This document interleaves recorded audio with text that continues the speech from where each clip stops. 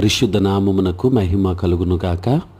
క్రీస్తునందు ప్రియ దేవుని బిడలారా, ప్రభువైన యేసు క్రీస్తు పరిశుద్ధ నామములో మీ అందరికీ ఈ ఉదయకాల శుభములు తెలియచేయచ్చు ఉన్నాను. ఈ దినమంతయు మీకు మీ కుటుంబానికి దీవెనకరముగాను ఆశీర్వాదకరముగాను దేవుడు అనుగ్రహించాలని మీ కొరకై ప్రార్థిస్తూ ఉన్నాను. నేటి దినము కొరకు ఏర్పాటు చేయబడిన దేవుని వాక్యము యోహాను సువార్త 10వ అధ్యాయం 10వ వచనం. దొంగతనమును హత్యను నాశనమును చేయుటకు వచ్చును, కానీ మరి దేనికిని రాడు.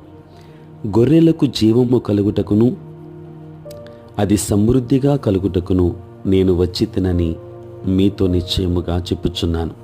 ప్రియులారా, నేటి దినము కొరకు ఏర్పాటు చేయబడిన ధ్యానాంశము దేవుని జీవం.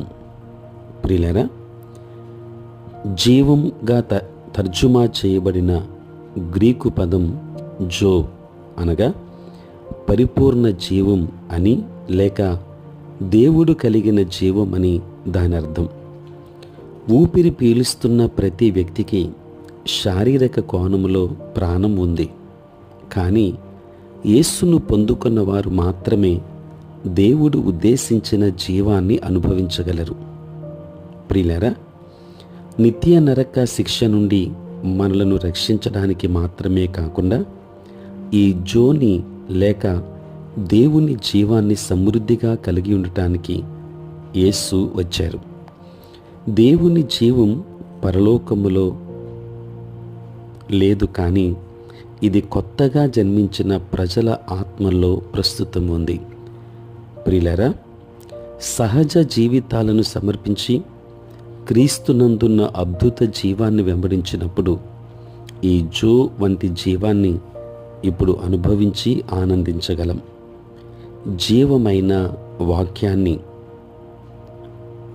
యోహాను సువార్త 6వ అధ్యాయం 63వ వచనమును బట్టి విరుద్ధ తలంపులను, ఉద్రేకాలను, క్రియలను ఉపేక్షించడమే మన జీవితాలను సమర్పించుకునే విధానం. తలంపులను, భావోద్రేకాలను, క్రియలను వాక్య ఆదేశాలతో ఏకీభవించినప్పుడు శరీరములోనే కాక ప్రాణములో కూడా దేవుని జీవితం ప్రత్యక్షమవుతుంది. దేవుని బిడ్డలారా, వాక్యం ఆత్మీయమైనది. దాన్ని మన ఆత్మల ద్వారా అర్థం చేసుకోవాలి. కొరింథీ మొదటి పత్రిక 2వ అధ్యాయం 14వ వచనం. బైబిల్ సజీవ వాక్యమైన యేసుకు లిఖితపూర్వకముగా ప్రాతినిధ్యం మాత్రమే. ఆయన సకల ఆత్మీయ సత్యమై ఉన్నాడు. వాక్యం దేవుని చేత ప్రేరేపించబడింది కాబట్టి అది పూర్తిగా వాస్తవమైనది, నమ్మదగింది. అయినా ఆ వాక్కుల్లోని ఆత్మను పొందుకునే వరకు పరిశుద్ధ గ్రంథం ప్రయోజనకరంగా ఉండదు. యేసు వాక్కులో నిలిచి ఆయన మరణించి నీకిచ్చిన సమృద్ధి జీవములో ఈరోజు నడవగలవు. ప్రియులారా, ఆయన వాక్యం నీకు ఆత్మయు జీవమై ఉంది కనుక ఆయన వాక్యాన్ని కలిగి ఉందాం.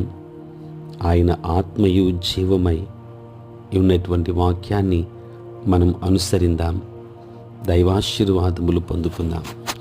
దేవుడు మిమ్మును, మీ కుటుంబాన్ని బహుగా దీవించునుగాక. ఆమేన్. ప్రార్థన. పరిశుద్ధుడైన తండ్రి, ప్రేమ కలిగిన ప్రభువా, మీ పరిశుద్ధ నామమునకే వందనాలు, స్తుతులు, స్తోత్రాలు చెల్లిస్తున్నాం నాయన. రాత్రంతయు కాపాడి సంరక్షించి సుఖనిద్రను మాకు దయచేసి మా జీవితంలో మరి యొక్క నూతన దినమును మీరు మాకు అనుగ్రహించినందులకే స్తోత్రాలు. ప్రభువా, ఈ దినమంతా కూడా మీ సన్నిధి మాతో ఉంచండి. మీ ప్రసన్నత మాకు దయచేయండి. నేటి మా పనులలో,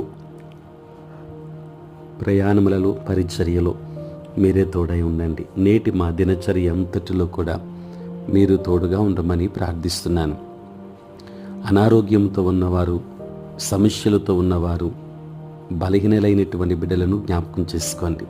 వారికి కావలసిన ఆయురారోగ్యములను, శాంతి, సమాధానమును దయచేయండి. తండ్రి, రక్షణ మారు మనస్సు లేక నశించిపోతున్న వారు అనేక మంది ఉన్నారు. అటు వారికి రక్షణ భాగ్యాన్ని ఇవ్వండి, మారు మనస్సు అనుభవాన్ని అనుగ్రహించండి.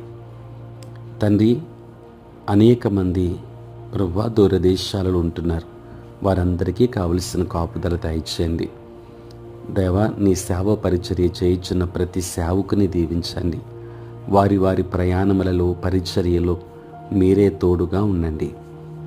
వారి సంఘములను ఆశీర్వదించండి.